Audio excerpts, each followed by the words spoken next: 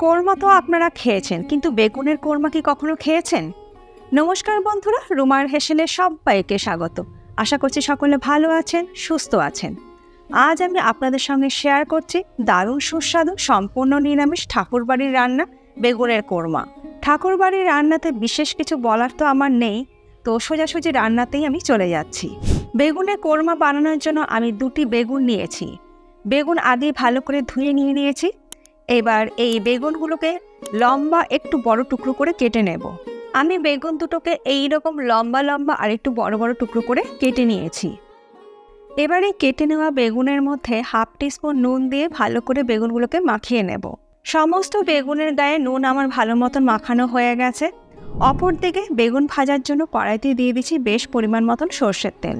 তেলের পরিমাণটা একটু বেশি করতে হবে, কারণ বেগুন একটু বেশি তেল টানে। তেল ভালো মতন গরম হয়ে গেলে আগের থেকে নুন মাখিয়ে রাখা বেগুনের টুকরোগুলো তেলের মধ্যে দিয়ে হালকা করে ভেজে নেব। গ্যাসের ফ্লেমটাকে মিডিয়াম টু হাইতে করে দিয়ে লো ফ্লেমে কিন্তু বেগুন ভাজবেন না, তাহলে বেগুন কিন্তু আরও বেশি তেল টানবে আর বেগুন নরমও হয়ে যাবে। খুব বেশি কড়া বা নরম করে কিন্তু বেগুন ভাজবার কিন্তু দরকার নেই। প্রথম ব্যাচের বেগুনগুলো আমার হালকা করে ভেজে নেওয়া হয়ে গেছে, তুলে রেখে দিচ্ছি আলাদা একটা পাত্রের মধ্যে। এই একইভাবে বাকি বেগুনগুলোকে আমি ভেজে নেব। বেগুন ভাজতে ভাজতে একটা বাটিতে নিয়ে নিচ্ছি 1 টিস্পুন হিং, আর তার মধ্যেই দিয়ে দেব একটু জল। তারপরে হিং আর জলটা একসঙ্গে ভালো করে গুলে নেব। হিং আর জলটা ভালো করে গুলে নেবার পর একটা ছোট হামামদিস্তার মধ্যে দিয়ে দিলাম 2টো ছোট এলাচ, লবঙ্গ দিয়ে দিলাম 3টে, আর দিয়ে দিচ্ছে 1 টুকরো দারচিনি। এবারে গোটা গরম মশলাগুলোকে একটু থেতো করে নেব। অপরদিকে আমার বাকি বেগুনগুলো কিন্তু ভেজে নেওয়া হয়ে গেছে। এরপরে বেগুন ভাজা ওই তেলের মধ্যেই ফোড়নে দিয়ে দেবো 2টো তেজপাতা, আর দেব থেতো করে রাখা গোটা গরম মশলা। লো ফ্লেমে ফোড়নটাকে একটু ভেজে নেব। ফোড়নটা আমার ভেজে নেওয়া হয়ে গেছে, ফোড়নটা থেকে সুন্দর গন্ধ বেরোতে শুরু করেছে।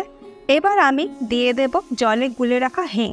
এবার এইটাকে একটু কষিয়ে নেব। লো ফ্লেমে কষিয়ে নেবার পর হিঙের থেকে যখন সুন্দর গন্ধ বেরোতে শুরু করবে, তখন এর মধ্যে দিয়ে দেবো 1 টিস্পুন আদা বাটা, দিয়ে দিচ্ছি 1.5 টিস্পুন লঙ্কা গুঁড়ো, হলুদ গুঁড়ো দিয়ে দিলাম 1/2 টিস্পুন, আর দেব মিহি করে কুচোনো 2টো টমেটো। এবার গ্যাসের ফ্লেমটাকে মিডিয়ামে করে সব কিছু একসাথে ভালো করে কষিয়ে নেব। ততক্ষণ পর্যন্ত কষাতে হবে যতক্ষণ না পর্যন্ত আদার কাঁচা গন্ধটা চলে যায়। রেসিপিটা পুরো দেখার পর ছোট্ট একটা কমেন্ট করে জানাতে ভুলবেন না যে আপনাদের কেমন লাগলো। মশলা ভালো মতন কষানো হয়ে গেছে, দেখুন টমেটো গলে গেছে আর মশলা থেকে তেল সেপারেট হয়ে গেছে। এরপরে এর মধ্যে দিয়ে দেবো 150 গ্রাম টক দই। দই অবশ্যই রুম টেম্পারেচারে রাখা দই, আর খুব ভালো করে আমি ফেটিয়ে নিয়েছি। রান্নাটা কিন্তু ঘরোয়া সাধারণ জিনিস দিয়েই হয়েছে, কিন্তু স্বাদ কিন্তু দারুণ, ঠাকুরবাড়ির রান্না বলে কথা। এবার আবারও সব কিছু একসাথে ভালো করে কষিয়ে নেব। মিনিট 3-4 ভালো মতন কষানোর পর দেখুন মশলা থেকে তেল ছেড়ে দিয়েছে। এবার আমি এর মধ্যে দিয়ে দেব স্বাদ মতো নুন, আর দেব 1 টেবিল স্পুন চিনি। যেহেতু নিরামিষ রান্না, চিনির পরিমাণটা একটু বেশি দিলে কিন্তু স্বাদটা বেশি ভালো হবে। সব কিছু একটু ভালো করে আমি মিশিয়ে নিচ্ছি।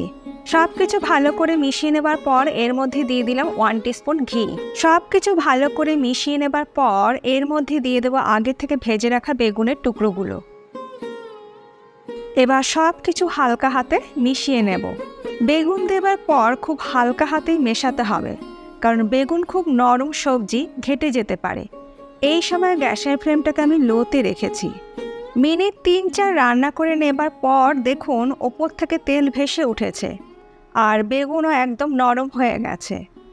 একদম শেষে দিয়ে দেব 1 টিস্পুন সাজিরে গুঁড়ো, আর দেব 1 পিঞ্চ জয়িত্রীর গুঁড়ো। হালকা হাতে মিশিয়ে নিলেই তৈরি বেগুনের কোরমা।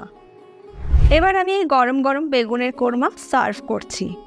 এই রান্নাটা সবথেকে বেশি ভালো লাগবে রুটি, লুচি, পরোটা বা পোলাওর সাথে। রেসিপিটা ভালো লাগলে বাড়িতে বানানোর সঙ্গে সঙ্গে সবার সঙ্গে একটু শেয়ারও করে নেবেন। আর কদিন আগে আমি আপনাদের সঙ্গে ক্ষীর রাবড়ি সাপটা ও মুগ ডালের ভাজা পুলির রেসিপি শেয়ার করেছিলাম। যারা দেখেননি পাশেই আছে, একবার দেখে নিতে পারেন। আশা করি এই রেসিপিটার মতন ওই রেসিপিটাও আপনাদের ভীষণই ভালো লাগবে। আজ তাহলে এই পর্যন্ত, আবার দেখা হবে নতুন কোনো ভিডিওর সাথে। ভালো থাকবেন, সুস্থ থাকবেন, ধন্যবাদ।